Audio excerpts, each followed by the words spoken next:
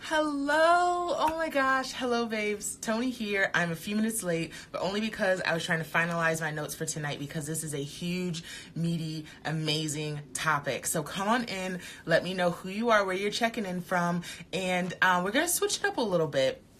So today, I'll be completely honest, you didn't see a whole lot of me because today was a bit of a struggle.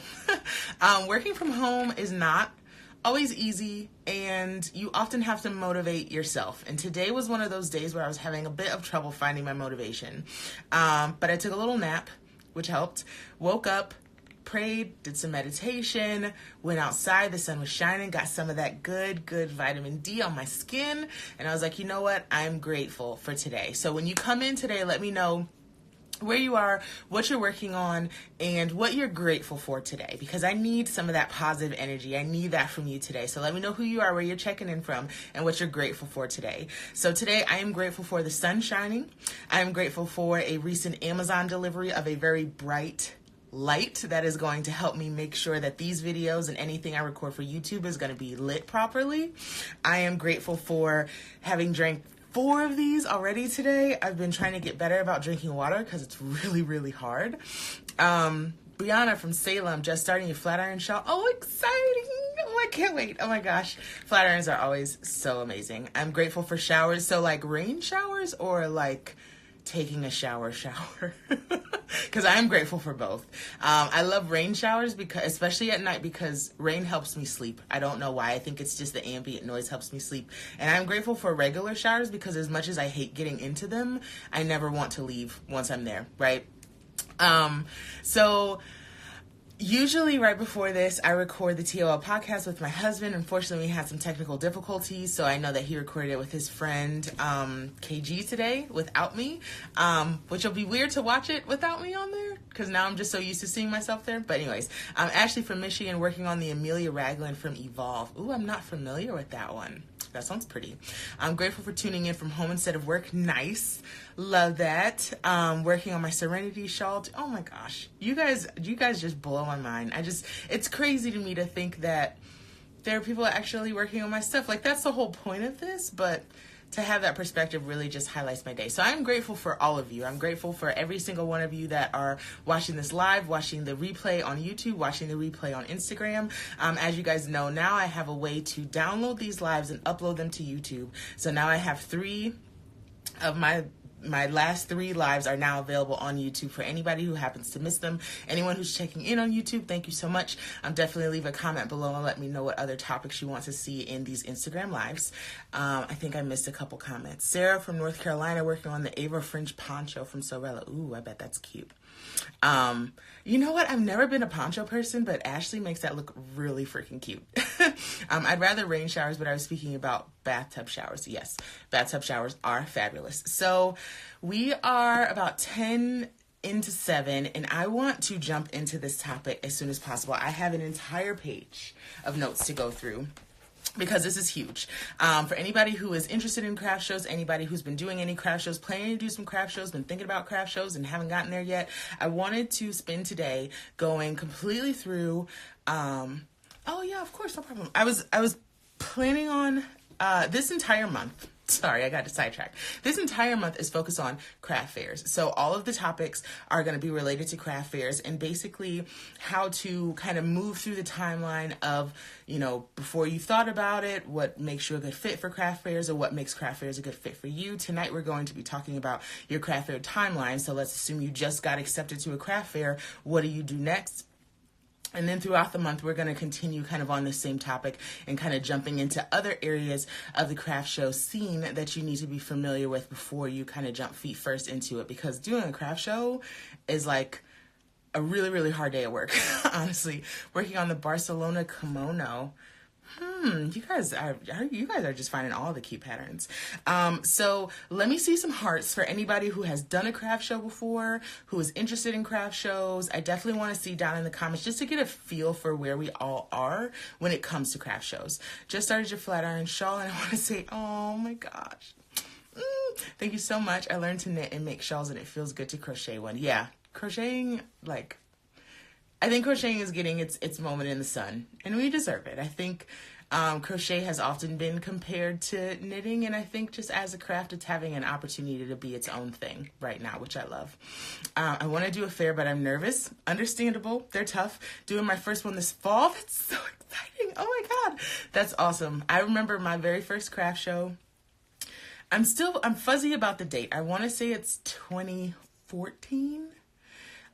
So the summer after I opened my shop, my very first show was in a church basement, and the event was half craft show, half garage sale, which no one told me. I made all of like $50 in 8 hours. It's terrible. I talk about it all over my blog, my most recent blog post, that kind of covered what we talked about last week, and that was a toughie. That was a toughie, to say the least. Let's see. Doing my first one this fall. Not sure if it's my thing. The more I think about it, the more I feel it's not for my business. That's a good decision to make if that's what makes sense for your business. I started doing craft shows in farmers markets last spring. Looking forward to another year with much more experience under my belt. Yeah, and that's the thing with craft shows. And I think with a lot of things when it comes to this creative life and being an entrepreneur, you learn by doing. You can listen to me talk all month long and take every note, but until you actually do a craft show and understand what that means for you as a business owner and for your business, you'll never really be ready. So I always liken it to kind of that adage that you hear. It's like you're never ready to have a baby. You can prepare and prepare and prepare, but until that baby gets here, you're not ready. It just is something that happens. So I think it's the same thing with craft shows. You can prepare as much as you can, and you should take the time to prepare. And there are people who are more ready than others, but you're never 100% ready unless you have a consultant who's like done a million bazillion craft shows and tells you exactly what to do. And then it's like you're not really learning anything because somebody's doing it for you. I think craft shows are a really great way for you to really learn your business. I think TL Yarn Crafts really came into its own because craft shows force you to speak on behalf of your business, to create a voice for your business, to create an image for your business, to sell your business to craft show organizers. It really helps you to understand who you want your business to be and be able to sell that message to others. So I think craft shows are a really great idea if that's something that you want to do for your business, because it really helps you get married to what you're doing. Have never done a craft fair, but so many people have said I should, and I'm seriously researching. Great idea. And there's craft shows that exist on many different planes. In the blog post that I recently did, I talked about 9 questions that you should ask before you commit to a craft show, and one of them is about the size. Maybe your very first craft show shouldn't be one that's going to have like 20,000 visitors and 200 vendors. Maybe you want to do something a little bit small scale that's a little lower risk, so you can make sure that you're comfortable with what you're committing to, and also you don't have as many resources to shell out for a smaller show. I've applied for one in November. Fingers crossed for you, Crochet Lefty. I did my first fair last year, and it was at my niece's elementary school. At least I made more than I thought I would. That's awesome. That's what we're all shooting for. Do local Comic-Cons. Well, that's fun. All right. I'm doing my first crochet one this fall. I'm nervous and excited. As long as you're excited, that's good. Prepping for one this Saturday for Mother's Day. Ooh, that's exciting. Great idea. Worried about the amount of inventory needed. So we'll talk about inventory a little bit. It's tough. And I think for the most part, when it comes to inventory, nobody can really tell you how much of your inventory you need to take. I think part of it has to do with what you want your display to look like, and part of it has to do with the price point of your product. So let's jump in. So let's talk about your ideal timeline for preparing for a craft show. And as we go through this, I definitely want this to be a conversational topic. I want us to actually talk about things that we've done to prepare for a craft show, kind of the timeline that we've done it in, what's worked and what's not. So if you have any comments, make sure you drop them in the comments here so I know exactly kind of where we all are, right? So I wrote this out from the perspective of somebody who maybe is doing a craft show for the very first time. has never done a craft show, or maybe they do craft shows seasonally, so maybe they just do them in the fall and winter, and spring and summer is pretty quiet craft show wise. So I created a long timeline. It's actually 6 months long to prepare for a show. I know that a lot of us will do shows on a rolling basis, so maybe your first show is 6 months from now, but then you have one that's 2 weeks or 3 weeks or 4 weeks after that. So this 6-week timeline really helps you for that first show, and then you can kind of make adjustments as you roll into your next few shows. So if you guys have your pen and paper handy, we're going to jump right into this topic. So we're creating your ideal craft show timeline. Okay. I'm excited.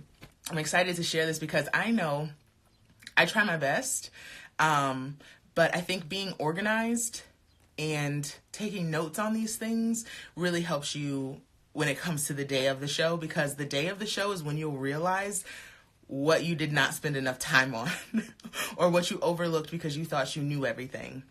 And I am saying all of this from experience because I've even gotten to craft shows and not had a charger for my phone, and that was the only way I could accept credit cards. Like, you learn these things over time, right? So let's start the timeline. I always underestimate prep time. Starting sooner is much better than later. That leaves you time to play and set up. Absolutely. The more time, the better. You can never have too much time to prepare for a craft show.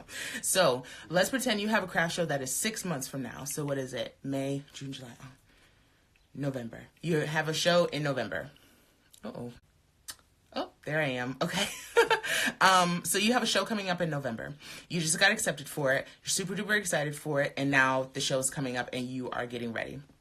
So what I did for this, for the sake of this live, is I kind of broke down your prep work into 5 different areas. So product, promo, like promotion, finance and legal, display, and personal. So for just about each one of these timeline points, you're going to need to do something in those 5 areas. Not necessarily something, not every area, every time point, but those are the things you can kind of focus on just to give you a frame of reference of, okay, this is what I need to work on. So we're 6 months out. What should you be doing for the finance and legal piece? So as soon as you find out that you got into the craft show, you should be creating your income goals. How much money do you plan to make at this show? How much money do you want to make at this show? So I create what I say is a realistic goal. So I create 3 finance goals for every single craft show that I do. I do the minimum, how much I have to make to even bother coming to this show again. So I have a minimum, and usually that has something to do with like making back my booth fee plus, I don't know, probably like 50% or so. So if a show costs me $150, I want to make $200 to $300 at least to even bother coming back here. So I have kind of my baseline goal. That's exactly how much I have to make to even bother coming back to the show.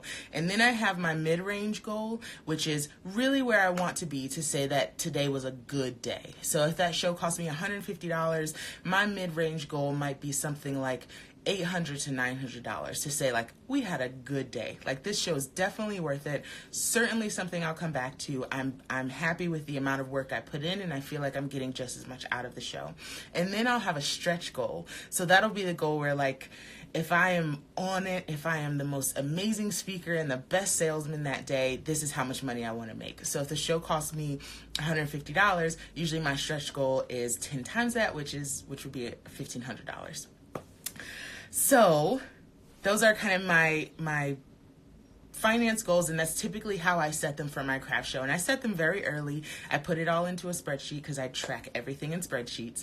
And I say for this show, my low range, mid range, and stretch goals were this. So I write that all down. And I think in addition to your income goals, because craft shows aren't just about income, in addition to your income goals, you should also have reach goals, which are goals for how you connect with your customer. So how many business cards do you want to give out? How many people do you want to get on your email list? How many special orders do you want to take?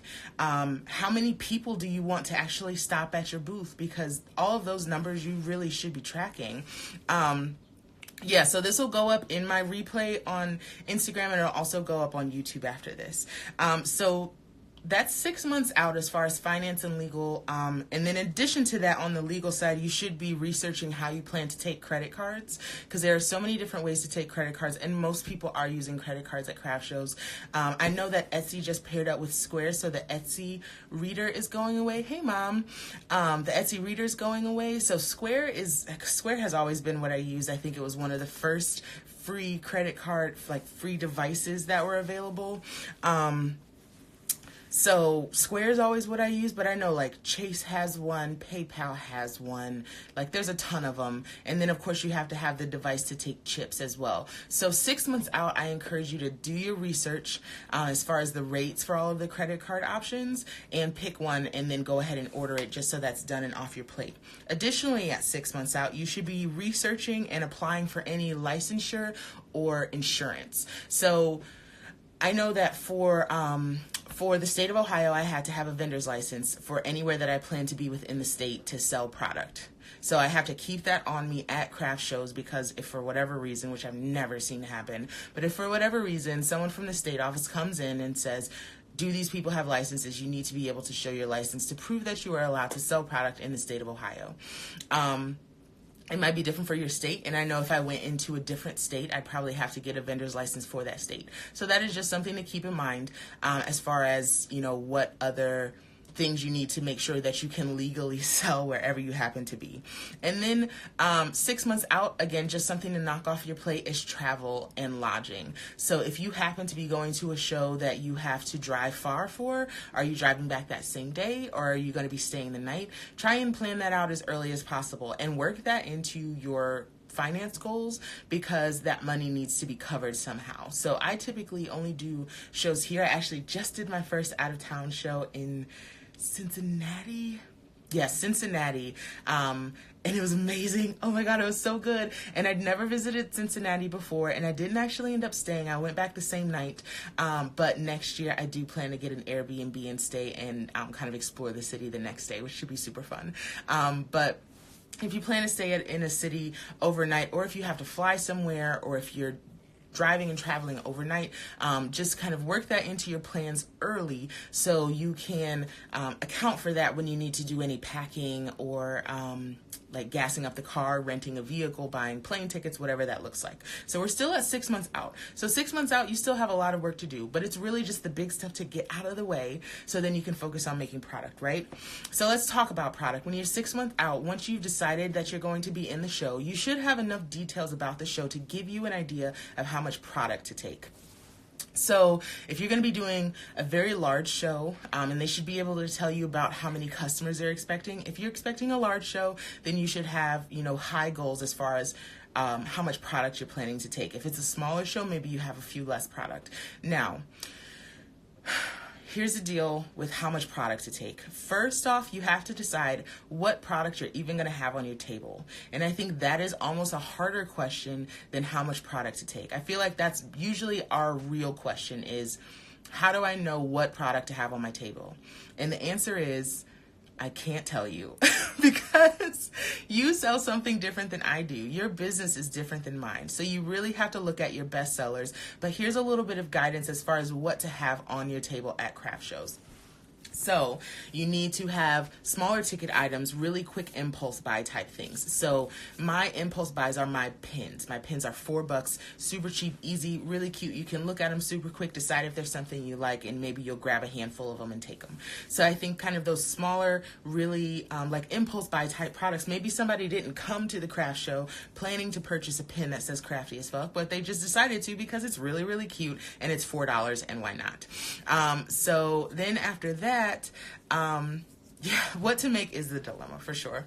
So you have your impulse products, and then kind of a step up from that is your just lower priced products. So maybe you do keychains, or maybe you do gloves. So what is your lower priced product, but that still fits into your larger product group? So for example, my lower priced product was my ear warmers, which were absolutely by far, hands down, my best selling product at craft shows 4 years running. Okay. Those things cost $24. They take me 20 minutes to make. I can make them in a bunch of different colors. I can easily adjust sizing. Like they're my lower ticket item, and a lot of people will end up purchasing something like that for a gift, especially at craft shows where the aim is for like holidays and gifting and somebody to buy something for somebody else. Those lower cost, super accessible, but still high quality items are definitely important. And then you have your mid-range items. So you have, maybe the person who's buying several gifts or the person who's buying something special for themselves. They don't mind dropping a few dollars. Maybe that's where most of your product lives. And that's where most of my product lives. So those are my scarves, which range between $40 and $50. Those are my hats that range between, $30 to $45. Those are my gloves that range about $30. So that kind of product is a little bit higher and it's a little bit more expensive. Maybe a person takes a little bit longer to decide if they're going to purchase that. And so I have most of my product falls there. And then I have just a few pie in the sky, high cost items. So for teal yarn crafts, that's usually something that falls between the cost of like $125 to $150. So that might be a scarf that I made out of 100% merino. So maybe it's the same design as something else on my booth, but there's something special about it. And I only bring a few of those because one, I want it to feel exclusive, and two, I don't want to spend a lot of money on materials for something that may or may not sell. So you've kind of got those 4 different ways to break out what product to have on your booth. So your impulse buys, your low cost, your mid-range, and then kind of your pie in the sky type stuff. And then as far as how many to bring for those, kind of using those categories as your parameters, bring a ton of the impulse buy stuff. So I'll bring like 100 pins, and that's also to make it look like you have a lot of them, so people can kind of pick through them and decide which ones that they want. Now they're still lower cost and they shouldn't take you very long to make. They shouldn't take a lot of investment of time or resources from you, so you bring a lot of those. Lower price items, maybe you bring a few less. Your mid-range items, I think that's where you should spend most of your time purchasing, making your product, and then your kind of pie in the sky product, maybe you bring just a few of them. So again, can't really tell you exactly how many to bring, but try your best to get organized with what type of product you plan to have, and then think about at that price point, how many of these could I actually sell? And where should I be spending most of my production time on creating this product? You don't want to spend 3 weeks making impulse buy product and only giving yourself a week to make your mid-range kind of bread and butter type products, okay? So make sure you're splitting up your time properly. Also, at this 6-week point, once you kind of decided what product you plan to have on your booth and how many of each you want to have, you want to make yourself a timeline of when you're going to make this product. And one super quick pro tip that I definitely want to throw in here at the beginning is make time to make your product, but also make time for whatever other finishing you need to do to your product. So if you put like leather tags on it, that takes so much time. So make sure you take time for that. If you need to put like actual physical price tags on them, make sure you take time for that too, because it really takes time. It's something that I had to learn, because there were too many times that I was super proud of myself that I finished all of my product with like a week ahead of schedule, but then I look and I have crates and crates and crates of product that still need tags put on them, and nobody likes putting on tags. I compare putting on tags to like sewing in ends. Like nobody likes to do it. It's super not fun. Just put on something bingeable on Hulu or Netflix and just knock it out, but make sure you make time to do it. And then also at that 6-month point, let's talk about some promo that you might want to do. So if you have some permanent place that your product lives, like your website, you can, maybe put an announcement on your website or put it in your about page. If you have an event page on your website, which I strongly encourage anyone who does craft shows to do, go ahead and put that on there so people are aware, because people will start talking about that stuff very, very early. I would assume for the most part, we're going to be doing craft shows that have existed for some amount of time. So there are people that go to it year after year, and they might see that you're going to be at that craft show and get really excited. So give them an excuse to get excited. Put that information up on your website as early as possible. Okay, so that's 6 months out. You have plenty to do. So at this point, you should have applied for all your licensure, and you've made accommodations for where you're going to stay. You've already started your chart for when you're going to make your product, and you've started on that. So let's fast forward to now 3 months out from the show. I think 3 months out is really when promotion becomes super duper important, because not only do you want to be kind of front of mind for people, but this is also your opportunity to attract customers who maybe weren't already planning to come to the show. So if you are offering something special at that show, which typically I will offer like a craft show exclusive. So when I was selling physical product on my website, maybe for one of my ear warmers, I would have like a show exclusive for a certain color. So maybe I wouldn't offer that color on my website, but I offer that color at the show. So if you come to the show, you can get this color that nobody else is going to be able to get their hands on. Whatever kind of special thing that you're doing for people who love you and follow you already, make sure you're promoting that. I would encourage about 3 months out. And you can promote that, of course, through your website. You can promote that through your newsletter, promote that through social media, word of mouth, whatever it takes. So promotion becomes super important at 3 months. Let's talk about product as well. At this point, you should already have charted out when you need to complete things by, and throughout this process, you should be reviewing that chart to make sure you're on time. If you get behind on your production and when you want to have things done by, you need to be making adjustments and understand where you need to make less of a certain product and more of something else. I think 3 months out is also a good time to focus on your display. So now that you've committed to whatever product you're going to have on your display, you need to figure out what you want your display to look like. And I truly believe that your display should work around your product and not the other way. Like, you should not be picking product based on what your display will look like. So if you've got the perfect formula for what product to bring, make sure your display highlights every different part of that product properly.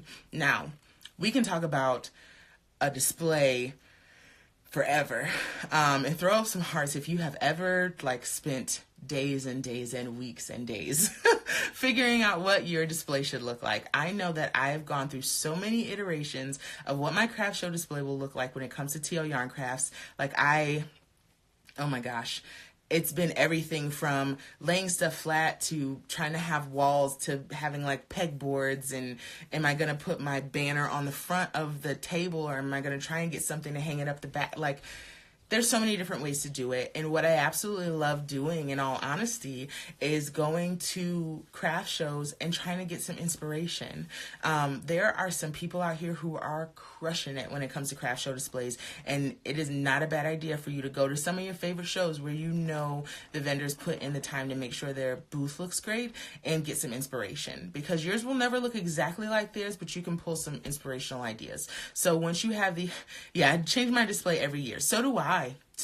Every single time. Every time I set up my display new, it's different than last year. But I will say that I take pictures every year, try to figure out what works and what doesn't, and make adjustments. So it's not like we're starting from square one. We don't have to start from square one, but it's a very great idea to kind of revisit your booth. So we're 3 months out, and I think this is where kind of the booth display comes into frame of mind. So try and do a mock setup, or even if you just draw out kind of what your idea is. So if you have a craft show where you're going to have a 10 by 10 booth, focus on where you're going to be putting product up, and also how people will navigate your space, right?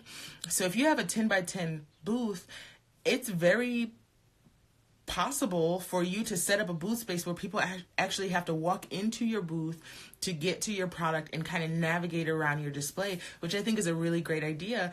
It creates more of kind of that traditional retail shopping experience. It doesn't feel like you're just walking past a whole bunch of stalls. You're walking into what's essentially a store and buying a product from an individual.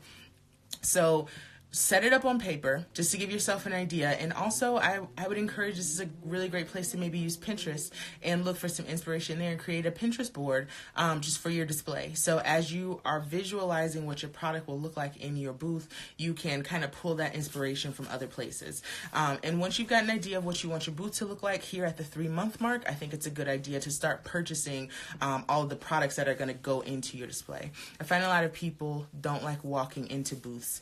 It depends on what the booth looks like. If it's just, if there's something enticing enough to walk in for, they will walk in. So if people aren't walking into your booth, not yours specifically, but if people aren't walking into booths, it's for a reason. But people will walk into booths if there's something for them to see, something for them to experience and touch and be part of. So for example, in my booth, I make it so people will walk into my booth, and let's say this is my booth. If they're walking in this way, I want kind of at the end of my booth right here for there to be something really visually interesting. So I'll put a mannequin that's completely styled with one of my scarves on, and maybe a sign that says like touch me or try me on. So I'm giving them a call to action, and I'm saying come into my booth and experience my product. So I'm saying come in here and try on this scarf. You totally want to, and you should do it. Color is enticing, texture is enticing, signs and really specific call to action, like tell them, come in here and do this thing, and they will do it. And then they'll come in and they'll do that thing, and they'll look around at other things and they'll try stuff on. I think kind of that tactile experience is really important when it comes to the retail space. So giving people an opportunity to touch and feel and try on and experience your product is super duper important if your product is something that can hold up to being handled that way. So once you've got an idea of what you want your display to look like, now is a really good time to start purchasing all of the elements that will go into your display. And I think another thing to think about here at this 3-month part is any kind of marketing materials that are going to go into your display. So that would include any kind of print items, so like signs, price signs. If you plan to have a banner, I think now's a good time to kind of design business cards, postcards. If you're going to have an email list sign up, now's a really good time to kind of get that stuff figured out. I have to try that. I usually put my mannequin at the beginning. The mannequin in the front is great. If you have an opportunity to have more than one mannequin, I think maybe one in the front to catch people's eye and another one inside to pull them in is a really great kind of way to drive the flow of traffic into your booth, if that's an option for you. So we're at the 3-month mark, so we're looking at our promotion and we're letting our loyal followers know about something special that's going on and inviting them with some kind of treat or incentive. We're looking at our display, figuring out what do we want it to look like and what products we need to buy, and then we're also reviewing our production schedule for our actual product and seeing if we're on track and making adjustments as necessary. So throughout this entire process, you should be making things. Like that is your number one priority, is to make all the things. So now let's fast forward. So that was at 3 months. Fast forward, we're 1 month out. 4 weeks out. It's getting close. You can feel it. Everyone's talking about it. And like you've got this big burst of energy because you've got 1 month before this craft show and you know it's getting down to crunch time. Okay. So this is the point where you finalize your display, because there needs to come to a point where you kind of get that done out the way and that you're not tinkering with it anymore. So you're going to do your final setup for your display. I think it's very, very important for you to actually set up your display. So find some space in the backyard, clear out the couches in the living room, go find a park, put everything in your car and go set it up somewhere. Find somewhere that you can actually set up your display so you can truly see exactly what it will look like on craft show day. So you can make adjustments, and I will say one thing that I've always found with literally every single craft show: no matter how much time you think you have for setup, if you're not ready, it will not feel like enough time. So if you go to a craft show and you think you have everything for your display and you're like, oh, I'll just figure it out when I get there, that 90 minutes that you thought you had for setup is going to feel like 20 minutes because you weren't ready and you've wasted, honestly, a lot of time setting up a booth that you should have done 3 to 4 weeks ago. So take some time to truly set up your booth, take a picture of it, pack it up, put it away.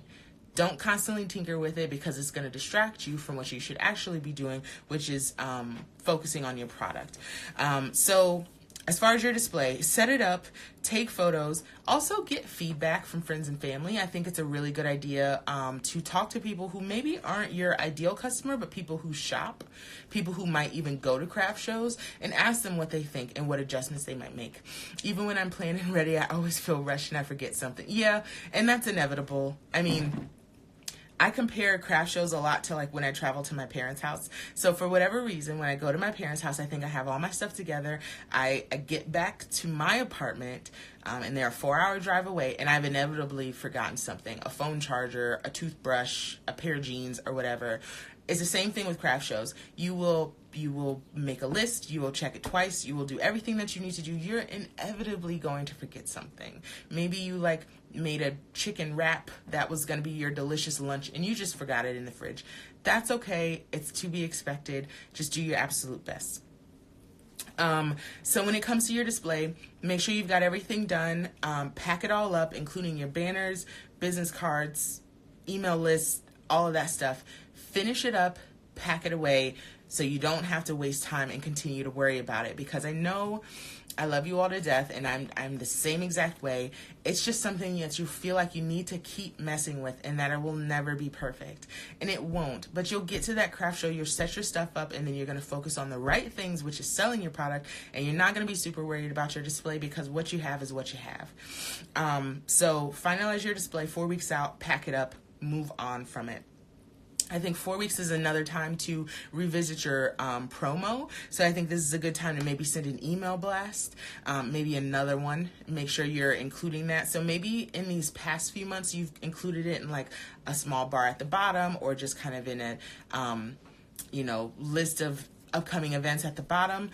But maybe at 4 weeks out, you're sending an email blast that is specifically saying, I'm going to be at this show. This is what I'm offering. Here's a picture of my booth. Here's something special that I'm only going to have at the show. Have an entire newsletter that's devoted to that show, and encourage people and get them hyped up about coming to see you at that show.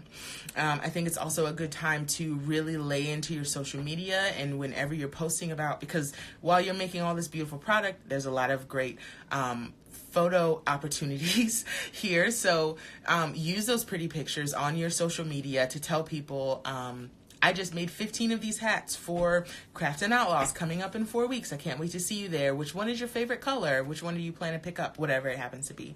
So use all those pretty pictures from all of this product that you're making and promote it heavy, heavy, heavy on your social media. Also, if the craft show that you're going to has an opportunity for takeover, so maybe you take over their Instagram feed for the day or for a week or whatever, do it, because that is an opportunity for you to get front and center with your potential customers. So these are people who follow this craft show or follow this organizer already, so they're already planning on coming. So this is your time to shine and really say, like, I am such and such, and these are my products, and here's how cool I am and fun and interesting that I am, and come and find me at the craft show. So if you have an opportunity to do a takeover on a craft show's social media, you should definitely do that. So fast forward, we're 1 week out from the show. This is where the nerves start coming in. You're nervous. You're wondering if you're going to forget things. You inevitably will. Don't worry. But if you are prepared, you will be a little less worried, right? So we're a week out. Here are some things to focus on. The finance and legal piece of it. Go get cash. Even though you'll be taking credit cards, there are still people who shop at craft shows with cash. So you need to be prepared, because you're inevitably going to be that booth with that guy who comes in who needs a quick gift for his wife, and all he has is $100 bill. He's going to come straight to you because your product's amazing and he can't leave without it. So make sure you can cash. You can make change for cash. So typically I will get plenty of 5s and plenty of 1s, a few 10s and a few 20s. So I'll get like 3 20s, 3 10s, and I'll get like $40 to $50 in 5s, $40 to $50 in singles. Because I have a smaller price item that's $4, so people might give me a $5 bill, so I need to have enough singles to make change. So it really depends on your product. I think your higher price items you can probably expect credit cards for. Lower price items more likely to get cash for. So go ahead and get your cash a week out. Again, it's just another thing to check off your list and not have to worry about anymore. Also, plan whatever your cash management system for that day will be. And what I mean by that is you're going to be carrying basically a giant wad of cash. Okay? You need to be safe and you need to be focused on keeping your money close. So decide what that looks like for you. Now, I know a lot of makers will go out and get a cash box with a lock on it. It's really convenient, especially if you're going to have helpers. A cash box is nice, but cash boxes take up space, and you'll learn really quickly when you're setting up your display, you're not going to have a ton of extra space at most shows. And if you have extra space, you probably need to be filling up your display some more. So try to set up a cash management system that doesn't involve you having to make space for another product. Typically what I'll do, and I'm so very grateful for my friend, I had a friend make me like this custom little fanny pack. So it's not like your like old school like 90s like zipper on the side Velcro-y fanny pack. No, this is really cute, and it almost looks more like a short apron. So it has space. It has a pocket for business cards. It has a pocket for my cash. It has a pocket for my cell phone where I do my credit cards, and then it has a pocket for me to accept business cards, because I also do a lot of like networking and setting up deals and stuff at craft shows. So I'll have a whole separate pocket for anything that I receive from somebody else that I know I want to give some attention to later. So having an apron, I think, is a really good idea as opposed to an actual cash box. So I'm hearing a few people say, I made myself a vendor apron. Great idea. I think an apron is a much better idea than a cash box, but whatever works best for you. I've used a cash box for years with no problem. Switching to an apron is probably one of the best ideas I ever made, because then I don't have to, like, if I'm in another part of my booth, I don't have to run back to my cash box to get change, or if somebody doesn't want a bag for something and they're ready with their credit card, I can just whip my phone out, swipe it, and be good to go. So that's something to think about. Like those kind of little procedural process type things are things that you might miss. So definitely take some time to consider a week out how you're going to hold on to your cash and hold on to your money. Also, at about a week out, I think it's a great idea to make your packing list. Now, when I make this into a blog post, I'm going to be doing a blog post about probably 20 to 30 things that you need to make sure you have on your packing list. And these are not like arbitrary things that you would never forget, like your product. I'm going to be saying things like a first aid kit and mints and chapstick and bottled water and tent weights and tent walls, like things that if you forget them, you'll know it, because when you need them, you won't have them. You're not going to forget your product. You're not going to forget your tables. You're not going to forget your tablecloth, but you might forget a change of socks. Personal experience, I'll tell you about it another time, okay? So make your packing list and start that packing. Start collecting those items. So whatever that looks like, if you need to go out to like Target or something and get the little travel size hand sanitizers or whatever, go ahead and get that stuff and make yourself like a little bag of just kind of those personal items that you might need. So now, fast forward, we're 2 days out from the show. Now, the reason I put it at 2 days out as opposed to 1 day out is the day before a craft show, I like to feel calm, super chill. I'm not making any more product for the show the day before. I'm not ironing clothes. I'm not packing the car. I'm not doing anything related to that show, because the day before I need to get my rest. So we're looking at 2 days before. So if the show is on Saturday, I'm talking about Thursday.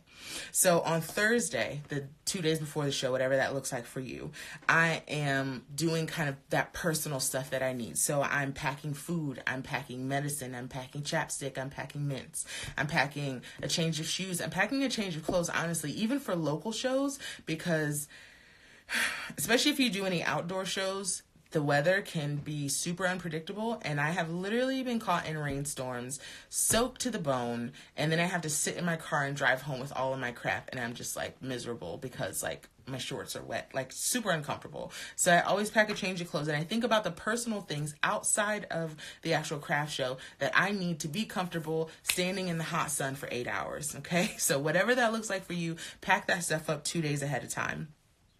When it comes to clothing, for anyone who's done a craft show before, I'm sure you already know this, having the right shoes is critical. Now, I personally don't wear like high heels, super duper cutesy stuff. I am a jeans and t-shirt, sneakers kind of girl. So having a comfortable, presentable pair of gym shoes is definitely important. Like, don't wear your super well-loved pair of Chuck Taylors that's like super dirty and dingy. Like, look clean, Okay, unless that's your look, I don't know, but I encourage you to look clean and presentable, but you should still be comfortable, because again, even if it's an indoor show where you'll be sitting, I've gone to shows before where I wore my really cute but a bit uncomfortable Chuck Taylor shoes, sat there for 8 hours and stood up, and my feet were killing me. Bye, Mom. My feet were killing me. So, make sure you wear something that is comfortable for you. Ultimately, customers are not going to care what you wore on your feet, but they want to see someone that they can trust, that has made a good product, and you give a first impression by what you decide to wear. So take some time those 2 days out to pick whatever clothing you want to wear. I think, in all honesty, a maxi skirt and a cute top, possibly a cardigan, always a good look. Throw a jean jacket over it, easy peasy. And then you don't have to worry about wearing real pants. 2 days out, you should be super focused and going heavy, heavy, heavy on promotion. So whatever that looks like for you, social media, send out another newsletter, text all of your friends, whatever that looks like, do all of your promotion 2 days out. I definitely encourage you, if you're going to be doing anything special for your customers, reiterate it 2 days out. Oh my God, I tried wearing my Converse. Never again. Never again. They're not comfortable for that length of time. They just aren't.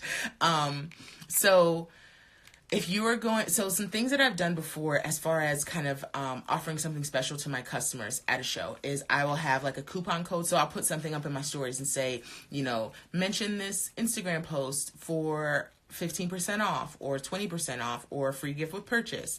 I might say, I might have like a secret password, which I think was really fun. I did that once. I think the password was like Popsicle.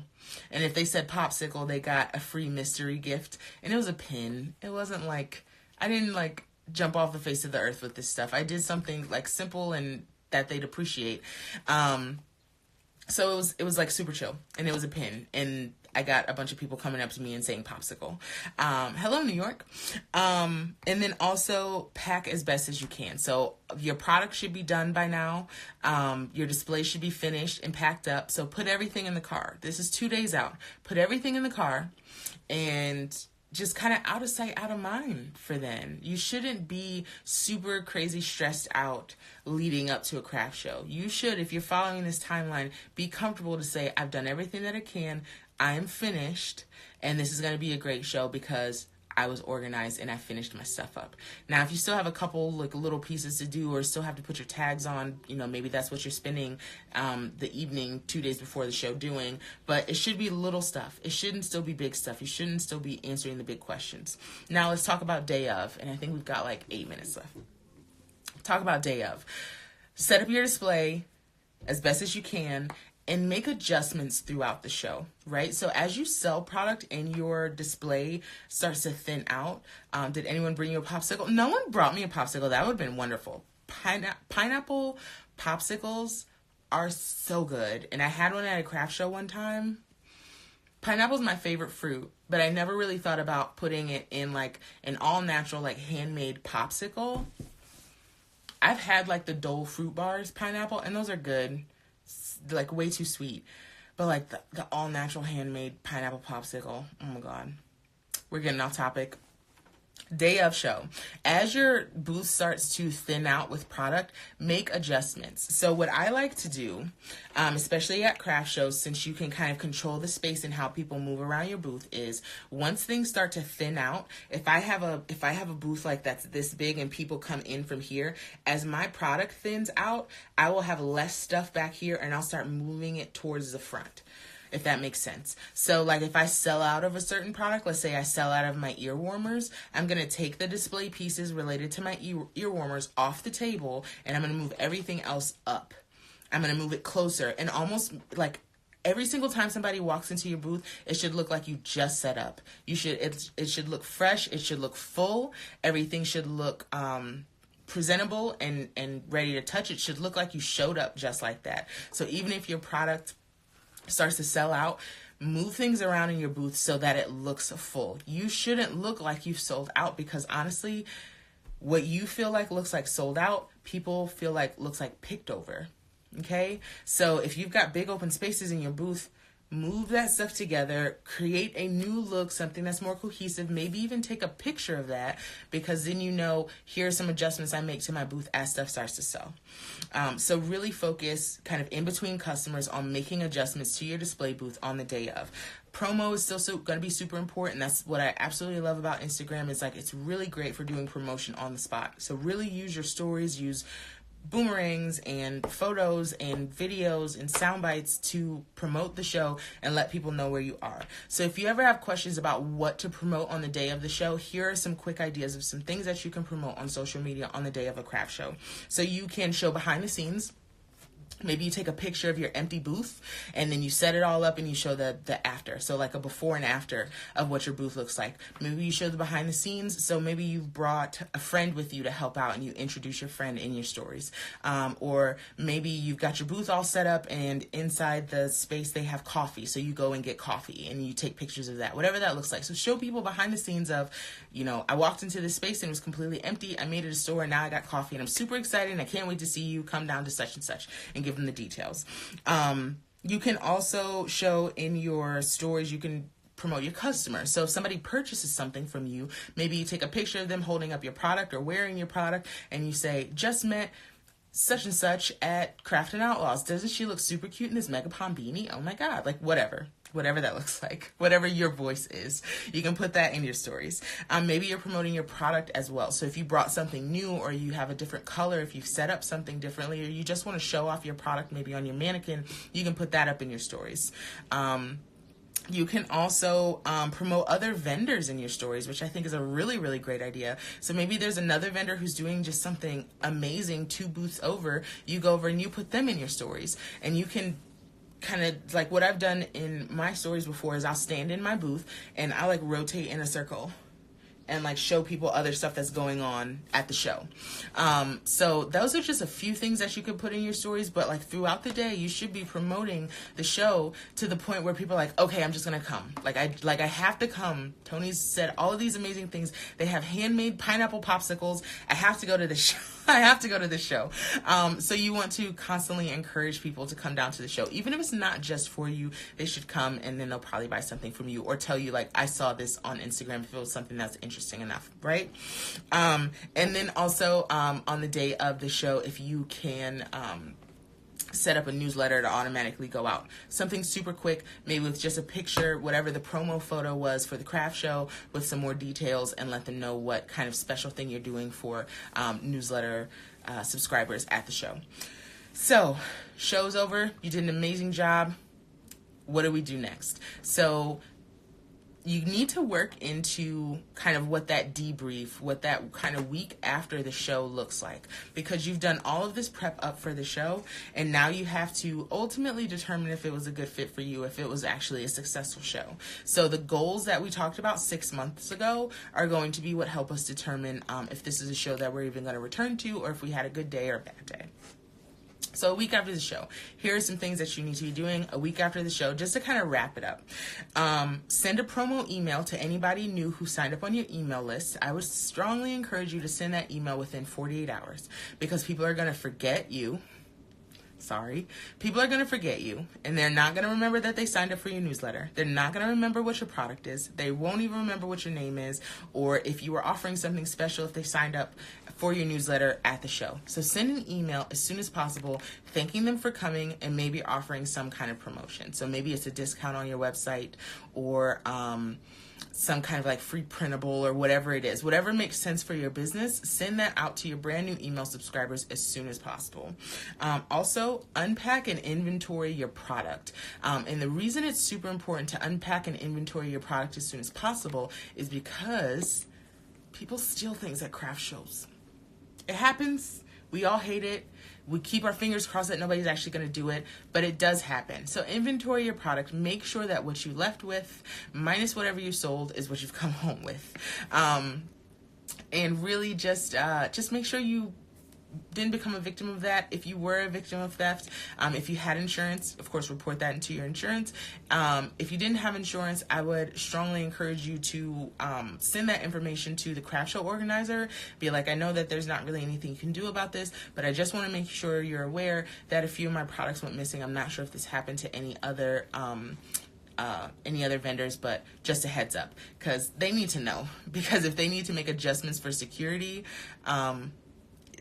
they have some liability for those kinds of things. They're not ultimately responsible for your product, but if somebody's like legit just coming in and stealing stuff from vendors, that's going to ultimately hurt them down the line if people are like, I'm not going to go do that show because people steal stuff.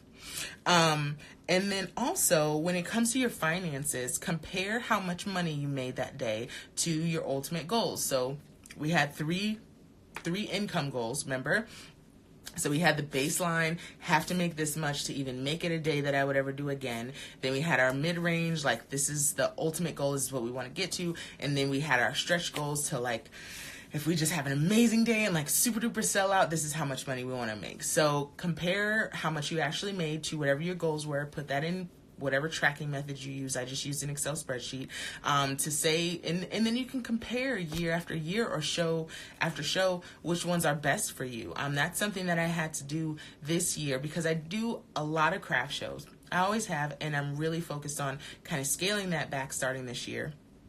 So I've had to kind of weed through some of the shows that I've done for several years because they're fun and people that I know do them and it's just fun to go hang out. I had to weed out some of those shows to make room for the few very important ones, and also to make time for the other things that truly do make money for my business. So having some kind of mechanism to track your income from craft shows is super important, so then you can compare year after year whether or not you actually did a good job, or if craft shows are even for you, or if you ever even make money at them, or whatever. And then with your display, pack it up neatly, put it away. Sell off any product that you don't need from your display, anything that you're not planning to use again, and then pack it up and put it away. And the reason that I put that in there and why I think it's so important to kind of do that right after the show and get it done is because I left all of my supplies for my craft show in my car for, my last show was in December, February, March, April, 4 months. I don't know. Well, I do know why. Because it was cold, it was snowy, it was rainy, it was icy, I was sleepy, I didn't feel like putting on real pants. Like, excuse after excuse, I just didn't feel like it. And I wish I would have done it sooner because I just feel more comfortable in a clean car. So I don't think most people have this issue, but if you do, just get that stuff packed, get it out of your car, get it packed, put it away. Okay?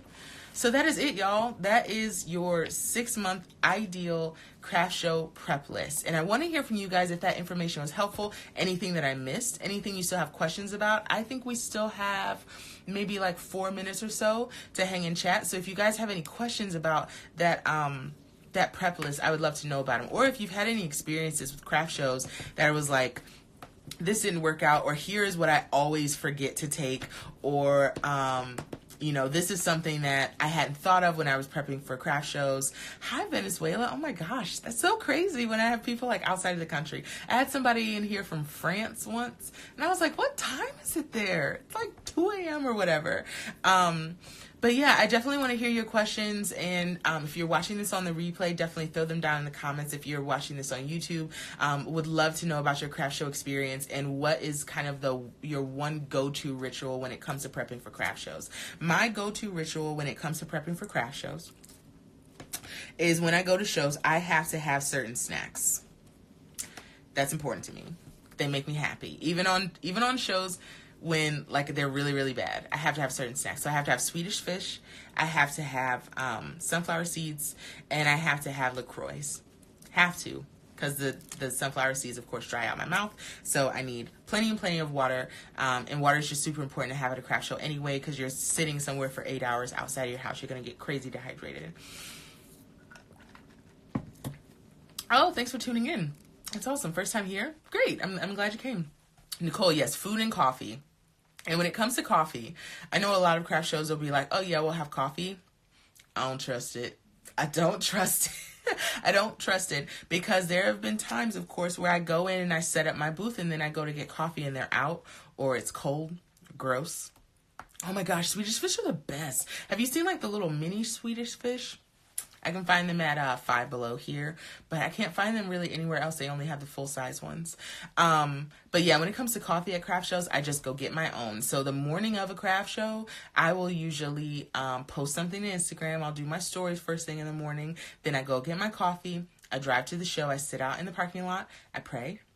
I pray over every single craft show. I think it's my secret weapon. And then I go in and I fucking crush it. That's what I do. That's my ritual. Love your tips on finance. I'm glad that's helpful. I think we as makers need to be really focused on our finances to know what is and what isn't working, because we receive a lot of tips on how to do certain things within our businesses. But if we're not focused on our finances and managing our goals, we don't know what's actually working. If we're not tracking those things and being really meticulous and thoughtful about how we spend money in our businesses, we just won't have any. So we've got like 40 seconds remaining. I'm gonna go hang out with my cats for a little while and play with my knit crate. Thank you guys so much for tuning in. Definitely leave anything else that you have in the comments, and I will see you next time. We'll be talking more about craft shows here in the month of May. Thanks so much for hanging out with me. Throw up some hearts if you learned anything of importance today. Remember to eat. Crappy vendors are no fun. Yeah, tell me about it. Get some real food too. And if you're going to a show and they haven't told you in the emails if they'll actually be food, make sure you pack something, because you never know. And sometimes the food be gross anyway. So just pack your own stuff. All right. I love you guys. I will see you next time. Thanks so much for tuning in. Bye-bye.